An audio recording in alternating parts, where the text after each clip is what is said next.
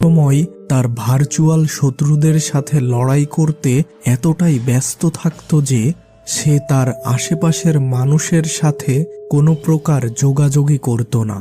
ইদানিং মনিকা ও নন্দিতা দুইজন কলেজে ঠিকমতো ক্লাস করত না। সুযোগ পেলেই তারা ক্লাস থেকে পালিয়ে কলেজের পাশের একটি নির্জন বধ্যভূমিতে যেয়ে ফ্রি ফায়ার গেম খেলত।